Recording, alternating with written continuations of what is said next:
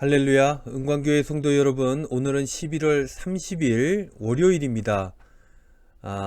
대림절이 시작된 날이죠. 첫 번째 묵상 영상입니다. 오늘도 여러분들 이 대림절 묵상 영상으로 복된 하루가 되시기를 바랍니다. 오늘부터 어제 나눠드린 책자를 통해서 영상 묵상 나누려고 하는데요. 이 책을 잠깐 소개를 좀 해드릴까 합니다. 제목이 뭐죠? 그 후로도 기다림. 이 책을 펴낸 곳은 대한 기독교 서회입니다. 여기에 집필진이 백소형 교수라는 분인데요. 기독교 학과 교수입니다.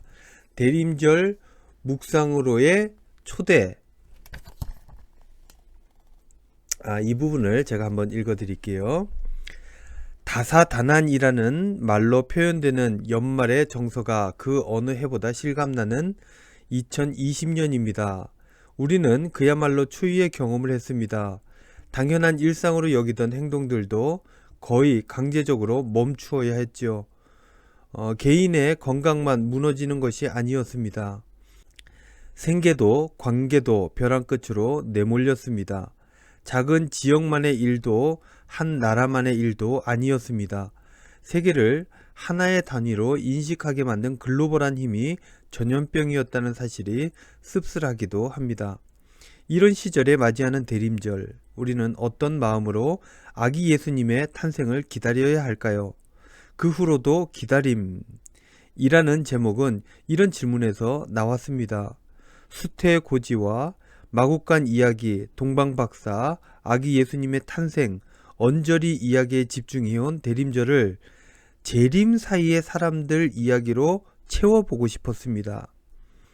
2000년이 넘게 반복되어 온 절기 행사 동안 어쩌면 우리는 또 하나의 습관이요, 일상으로 아기 예수님만을 주목했던 것이 아닌가 싶어서요.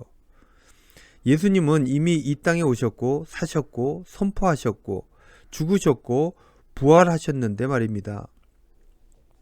하여 예수 사건 이후를 살아간 그리스도인들의 이야기에 주목하면서 이번 대림절을 준비하고자 초청해 봅니다. 바로 우리의 이야기이기도 하니까요. 백소영 교수, 이렇게 이 묵상으로 초대를 하였습니다. 여기에 보면 목차가 나오는데요. 크게 4가지 주제로 나뉘어져 있습니다. 첫 번째가 이번 주죠. 기다림과 소망. 다음 주 두 번째 주제는 회개와 다시 시작함. 세 번째 주는 사랑과 나눔. 네 번째 주는 만남과 화해. 이 4가지 주제들을 가지고 우리도 이 묵상집을 통해서 대림절 시간을 한번 보내보았으면 좋겠습니다. 이제 여러분 첫 번째 묵상을 한번 볼 텐데요. 이 글을 제가 읽어 드리는 것으로 그렇게 하루하루 묵상을 진행해 보도록 하겠습니다. 첫 번째 묵상 제목은요, 이것입니다. 드디어 팔을 펼치시는군요. 오늘의 인물은 마리아입니다. 이 묵상 기간 동안 신앙인들을 한 명 한 명 살펴보는 것으로 되어 있는데요. 오늘은 예수님의 모친 되시는 마리아입니다. 함께 나눌 성경 말씀은 누가복음 1장 49절로 53절 말씀입니다. 개역개정입니다. 능하신 이가 큰 일을 내게 행하셨으니 그 이름이 거룩하시며 긍휼하심이 두려워하는 자에게 대대로 이르는도다. 그의 팔로 힘을 보이사 마음의 생각이 교만한 자들을 흩으셨고 권세 있는 자를 그 위에서 내리치셨으며 비천한 자를 높이셨고 줄이는 자를 좋은 곳으로 배불리셨으며 부자는 빈손으로 보내셨도다. 아멘. 묵상입니다. 천사 가브리엘이 전하는 수태고지를 들었을 때 마리아의 마음은 어땠을까? 요즘 젊은 자매들에게 물으니 망했다. 아니 왜 하필 나에게? 라는 솔직하고 발랄한 반응을 보였습니다. 하긴 2000년이 넘는 긴 시간과 유대 땅이라는 낯선 공간은 21세기 대한민국에서 살아가는 우리의 상상력을 제한하기 마련입니다. 그 당시 15살 된 유대 소녀의 마음을 오늘날 우리의 삶의 자리에서 헤아리기란 힘든 일입니다. 그래서일까요? 주의 뜻이 제게 이루어지이다.